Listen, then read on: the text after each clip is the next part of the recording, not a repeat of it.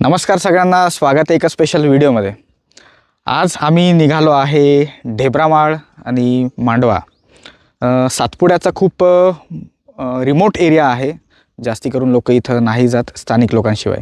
आणि व्हिडिओमध्ये आज गिरीश वळवी, मुंदलवड आणि इथलं तुम्ही सीन बघितलं तर असं सीन तुम्ही शायदच एखाद्या व्हिडिओमध्ये बघत असणार। हे बघा, ते लोक शेतामध्ये काम करतात आणि या ठिकाणी ते झाडं, ते घरं कशी आहेत बघा, ते गाव कसं बसलेलं आहे। आजचा रूट असा आहे ना की इथून आपल्याला जायचं आहे मोजा, त्याच्यानंतर माकडकुंड आणि मग त्याच्यानंतर आपल्याला जायचं आहे ढेबरामाळ। टोटल जर तुम्ही बघितलं तर हे 15 ते 16 किलोमीटरचं डिस्टन्स आहे, पण आपल्याला पूर्ण डोंगरांमधून प्रवास करावा लागतो आणि आपल्या दोन्हीही साईडला डोंगर आहेत।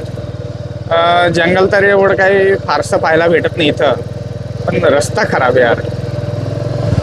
आसपासचा एरिया बघा तुम्ही, पूर्ण सुकलेला आहे, नद्या एकदम कोरड्या पडलेल्या आहे आणि या ठिकाणी पाण्याचा प्रॉब्लेम मोठ्या प्रमाणात असतो। रस्ता खूप जास्त खराब इथला।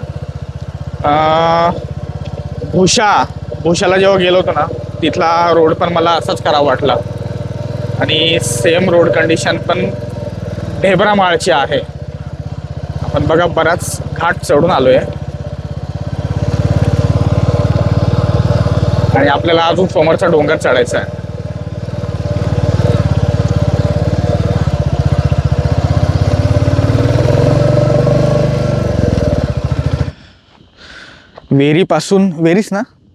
वेरीपासून जवळपास ते 4 किलोमीटर येऊन गेलोय आणि मोजा गाव क्रॉस झालं आणि हे जे समोर तुम्हाला दिसतंय ते आहे वेलखेडी आणि त्याच्या पुढे माकडकुंड।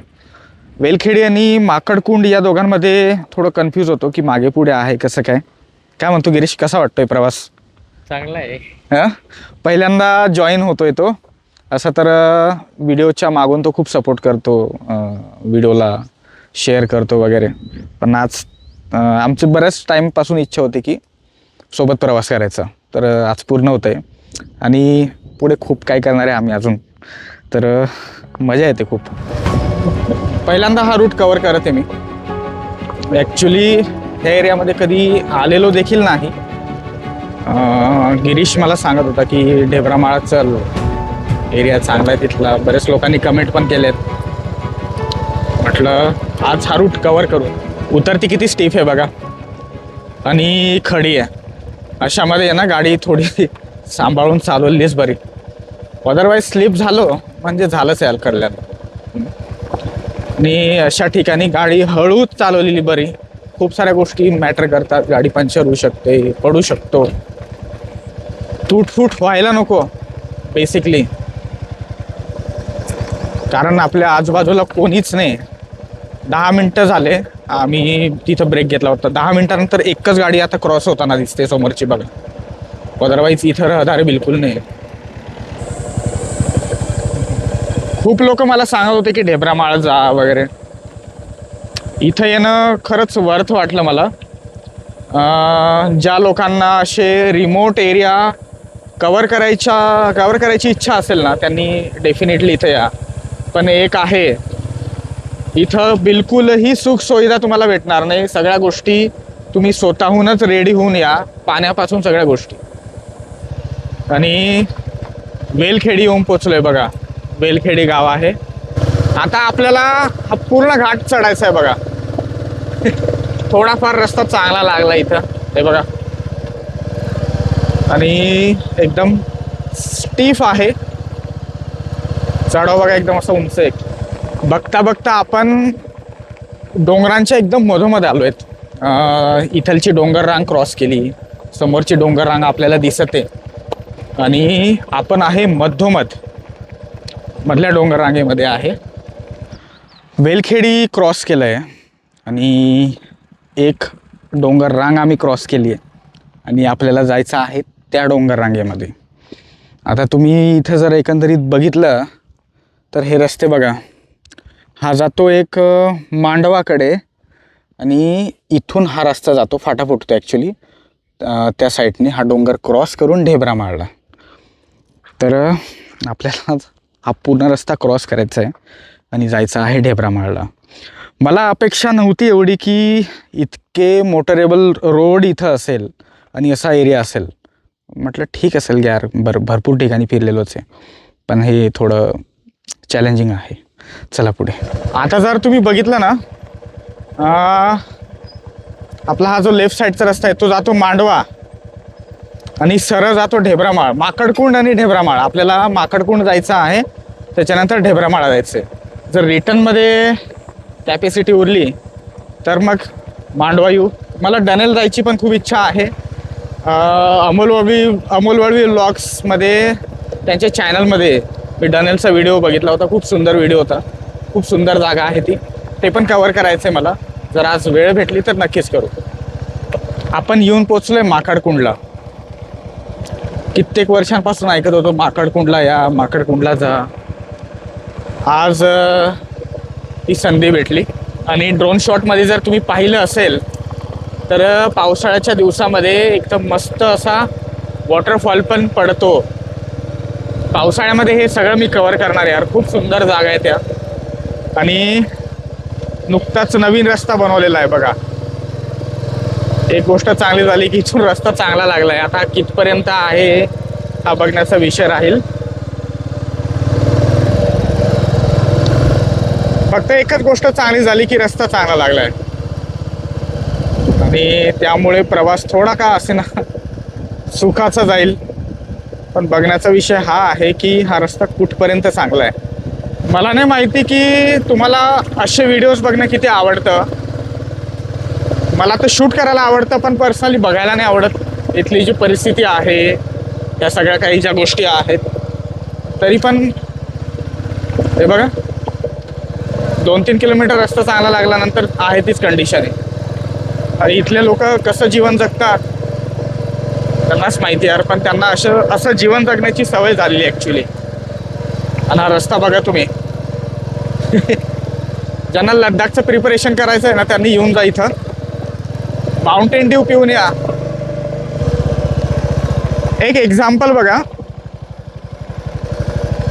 हा हँडपंप बघा इथं यांनी बनवलेला आहे, पण पाणी तर काय दिसत नाही त्याला.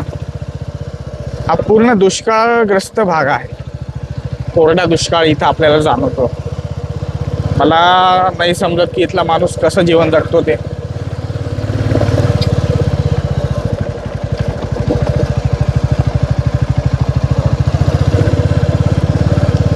यार खरंच सांगतो, जंगल जरी ओसाड दिसत असलं पण पावसाळ्यामध्ये ना हे खूप जबरदस्त वाटत असेल.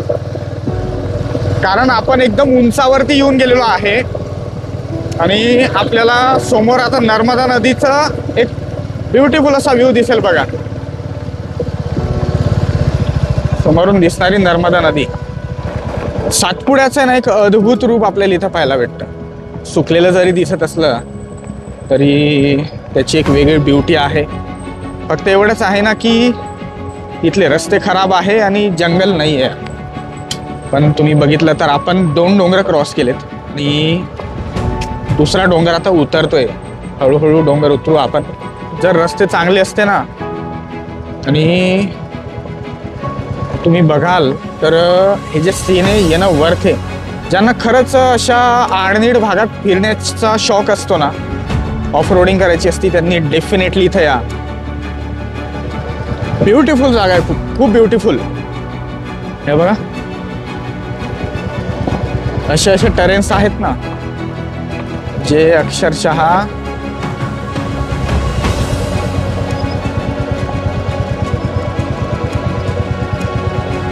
जो डोंगर त्यांनी पोखरलेला आहे, पूर्ण डोंगर आपल्याला चढायचा आहे. मी पहिल्यांदा ह्या एरियामध्ये येते आणि मी खरंच विचार नव्हता केला की इतक्या डोंगरामध्ये ही जागा असेल.